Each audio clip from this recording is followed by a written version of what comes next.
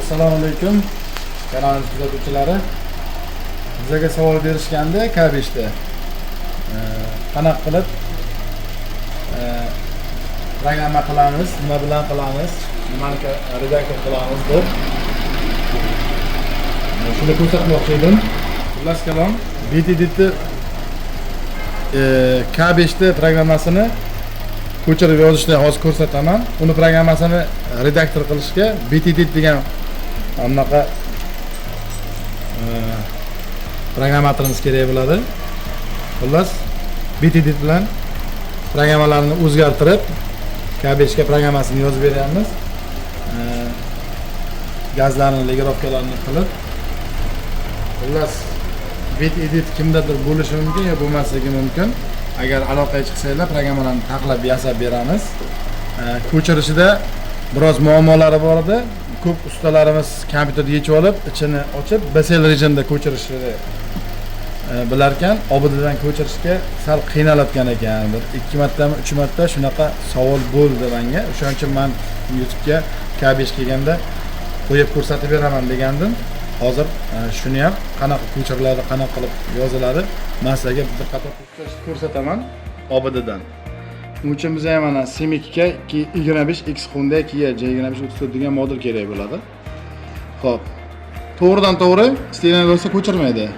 Shuning uchun bu oldin дополнительный degan joyga o'tiladi, подготовка IBU degan joy qilinadi. Buning uchun bizga har doim kompyuterimizga, IBUga, notebookga internet berilgan bo'lishi kerak, internet qo'shilgan bo'lishi kerak va подготовка IBUni bosamiz.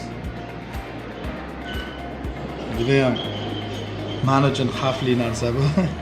Подготовка IBU qilayotganda agar bironta bir связь уже подготовка qilinganda, men anaqa qilgandim, qiluvdim bu, shuning uchun shuni yozyapti. Подготовка qilib bo'lgandan keyin operatsiya успешно deb chiqadi. OKni bosib kirib, keyin bemalol flashga o'tib turib, chteniyani yoki zapisda bossanglar, o'sha ko'chirishni boshlaydi u. Buni olib BSL rejimda ko'chirish kerak emas. Ha, yana aytib o'tay, buni ko'chirayotganda yoki zapis bo'layotganda rejim работа degan joyiga OBD full qo'yasizlar. Full OBD bilan chteniyani qiladi, yozadi. Keyin buni programmasini ko'chirib bo'lgandan keyin e'tibor beringlar. Shunda to'g'ridan-to'g'ri saqlanib qilsanglar, BSF formatda saqlanib qiladi. U BSF formatda BTD yo'qmasa boshqa programmalar o'sha ochmaydi. Hali chip tuning modeli chiqmagan.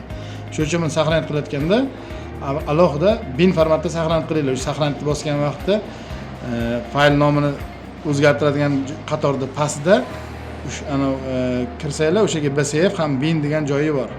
O'shani bin format qilib saqlanib qilasizlar.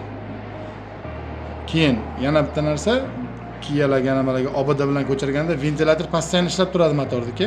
Iloji bo'lsa akkumulyator o'lib qolmasligi uchun ventilatorda shtekerni ulab uzib qo'yishni tavsiya qilaman.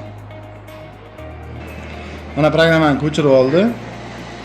Bu yerdan aytayapti, agar xatoligi bo'lsa shunaqa nimadirlar bo'ladi deyapti. Shuni darni chiqib ketamiz. Operatsiya uspешно mana programmani o'sha ko'chirib bo'ldi. Buni saqlanib qilayotganda fayl saqlanib e'tibor beringlar, mana ko'rinayotgan bo'lsa, bu BSF formatda o'zini formatda saqlanib qilaman deyapti. Shu joyda mana burada shu turib mana bin deysizlar. Bin formatga o'tdi. Bo'ldi. Bu narsani saqlanib qilib robotga qo'ydik, masalan, saqlanib bosamiz. Bo'ldi, programma saqlanib qilindi. Shu edi. Xo'p, hurmatli kuzatuvchilarimiz, mana K5imizda diagnostika qilib, tablodan sariqlar yongandi, tepamez datchiklar yongandi, hammasini o'chirib, top-toza bo'ldi. Programmalarni zajganlarni duh rejimda ham benzinga, ham gazga yuradigan qilib, gazli legirovkalarni qilib, chiroyli qilib edik. Mashinamiz yurishlari zo'r, hamma tomonlari yaxshi bo'ldi. Kimda K5 ga qanaqadir muammo bo'lsa, telefon qilaverasizlar. Rahmat, sog' bo'linglar.